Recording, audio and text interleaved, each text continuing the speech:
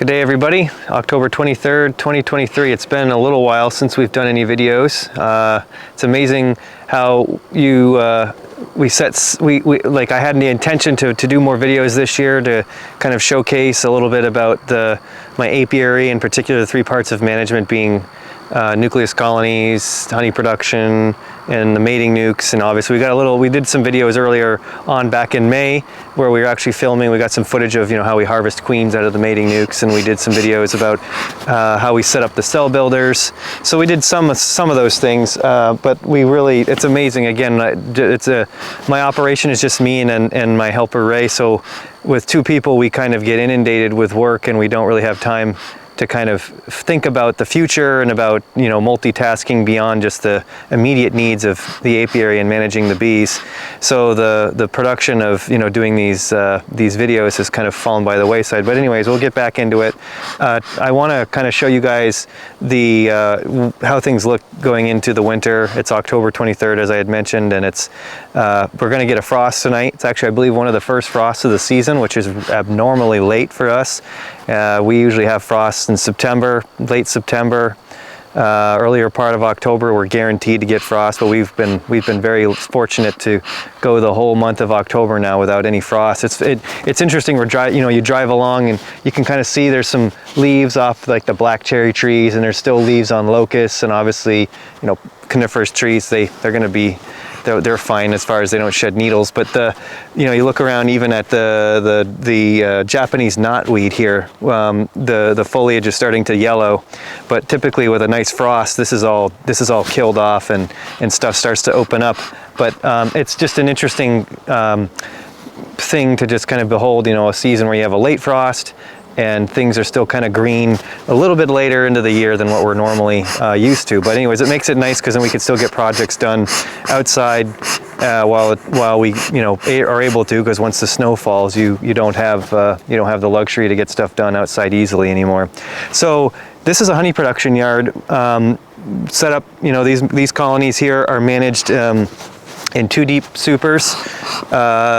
I like the 2 deep scenario. There's been a huge push, not push, but there's been a lot of showcasing for a lot of good reasons around single colony or single deep colony management, or colonies that have brood nests consolidated down into single deeps going into the time of the year where they're not being used to produce honey or any other aspects of production for bees.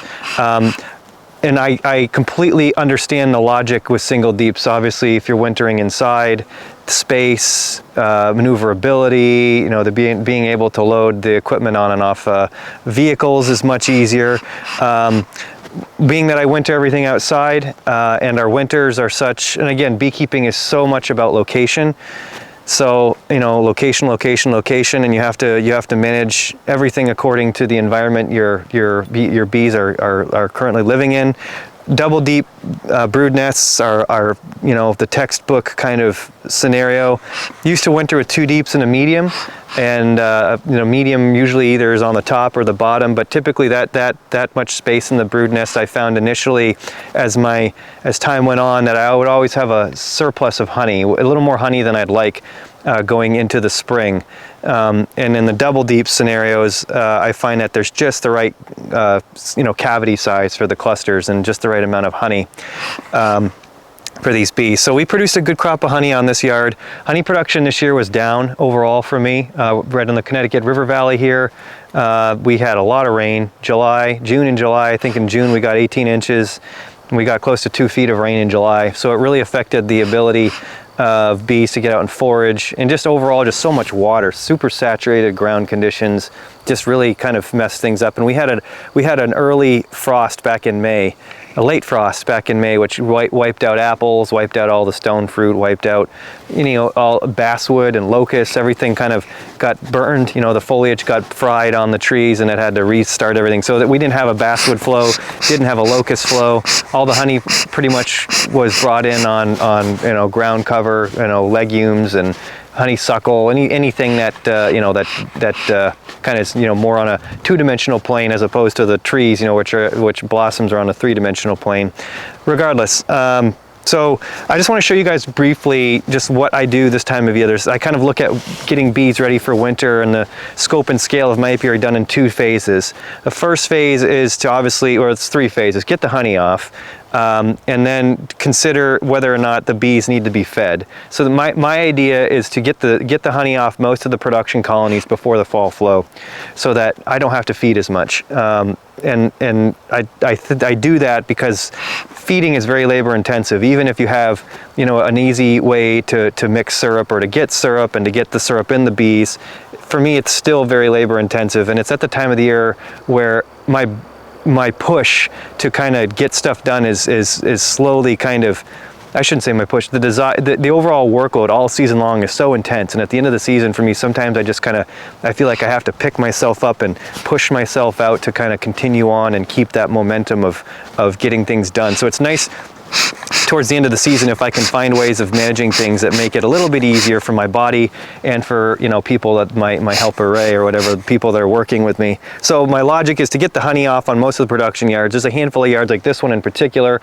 with Japanese knotweed. I will super this yard for the varietal honey of Japanese knotweed. There's a few other yards that are very similar to this where we can get the knotweed honey. Everything else is just left. We pull the honey supers off, get them right down to 2 deeps, get them, you know, so that they're situated to take advantage of the fall flow, whatever that might be, and then put it in the brood nest. And then we come along at mid-September, because there's a window of time that we have to feed, right? You want to get the feed in the combs before the bees cluster so that they can get the, you know, ripen that syrup and make it easily accessible and digestible without issues going into the winter. So that's what we did here. And the fall flow this year was phenomenal. There's some locations where I've historically hardly been able to make a crop of honey in yards north of us here, and this year they produced just copious amounts of honey.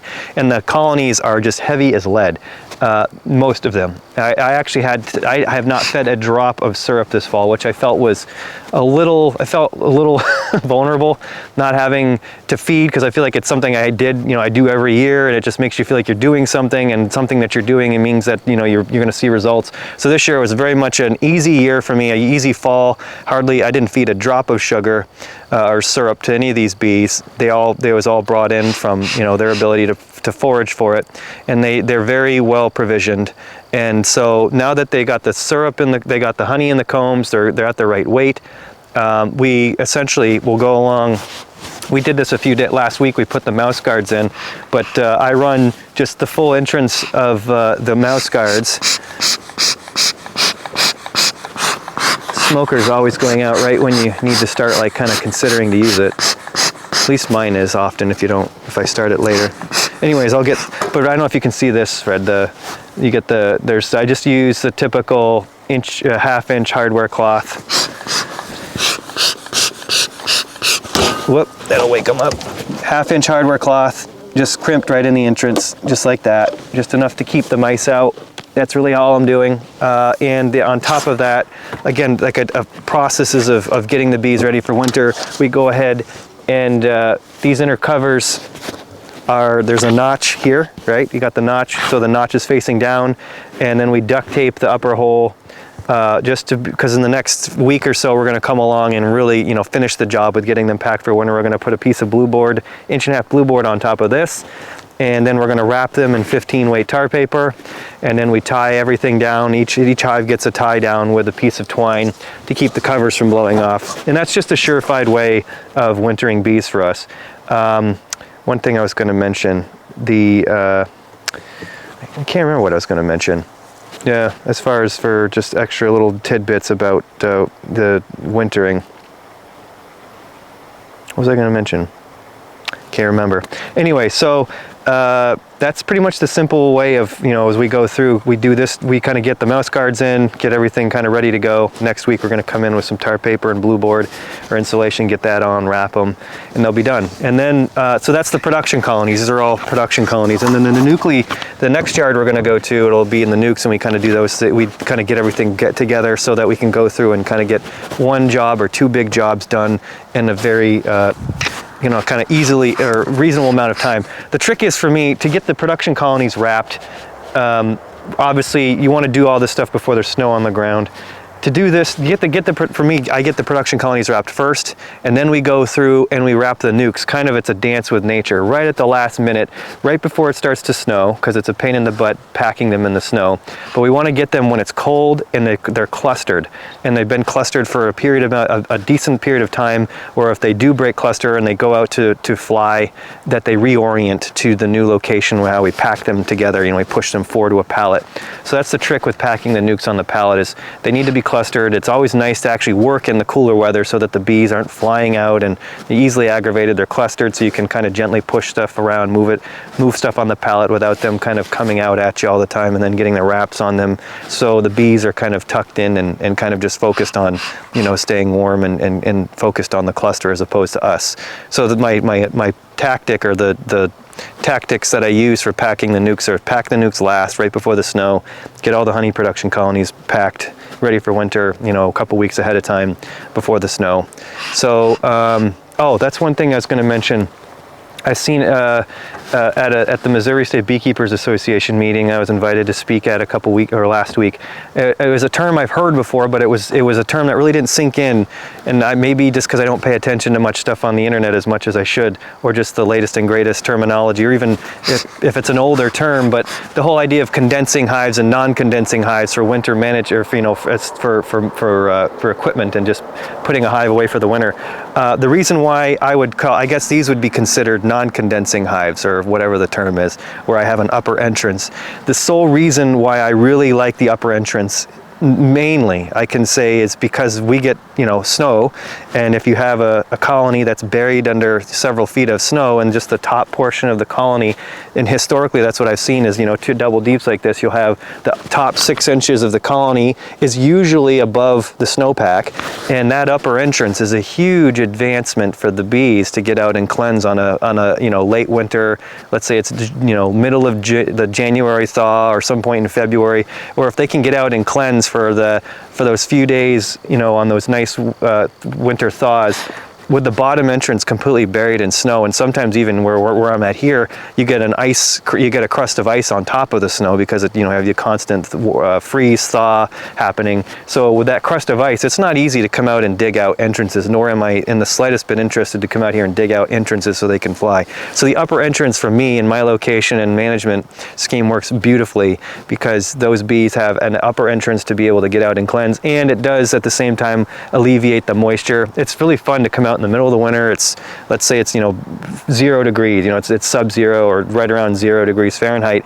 You can just look at those upper entrances, and if you see frost, you know, condensed right on those entrances, you can tell the bees are alive. It's the ones that don't have the condensation that's frozen are the ones that are dead. So it's kind of like a nice cue to go out and look and see who's still doing what.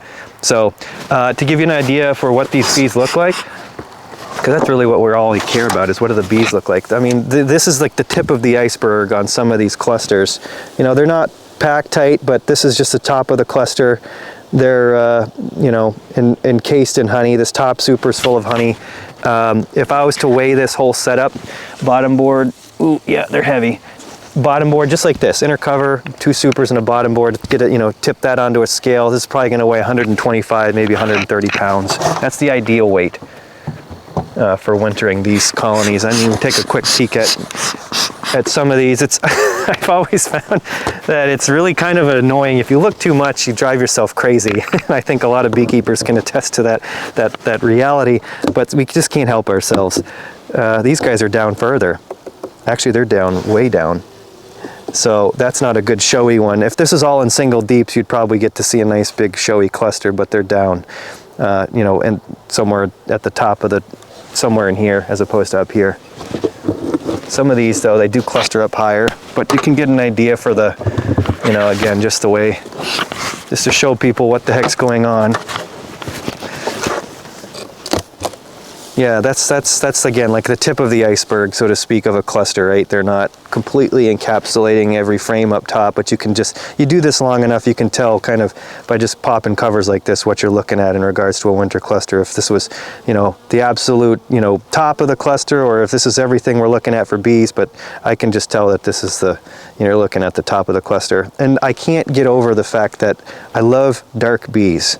Dark clusters like this, full of, you know, frames full of honey.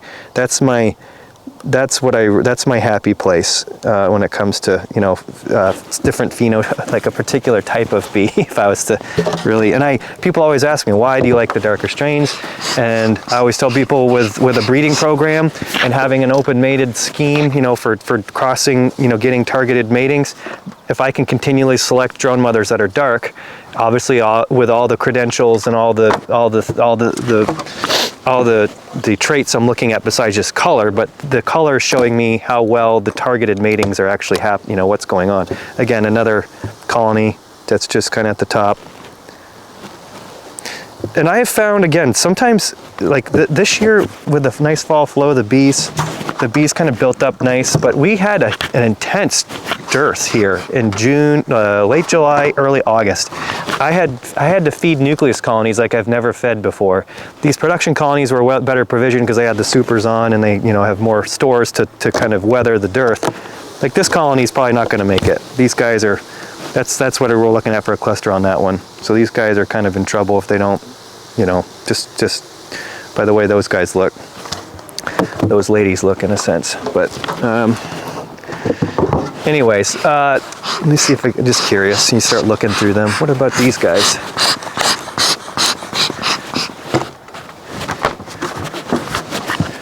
It's nice. You come along in the spring and do this. You just put your hand on the covers, you know, and you just feel the warmth. This year, this is the time of year. See, these guys are down deep in this. You can tell just they're kind of consolidated. They're starting to tighten up the cluster a little bit.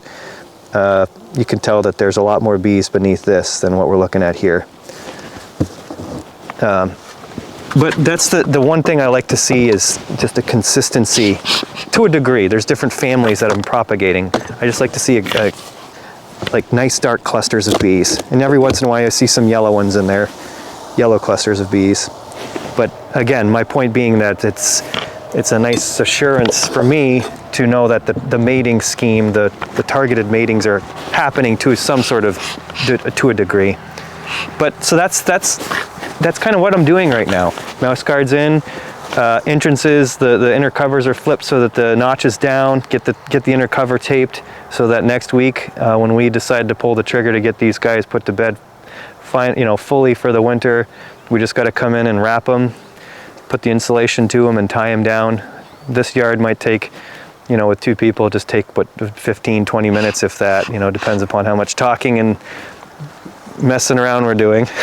So yeah, let's get to, we'll check out a yard of nucleus colonies next, show you guys what they look like, and carry on our conversation there.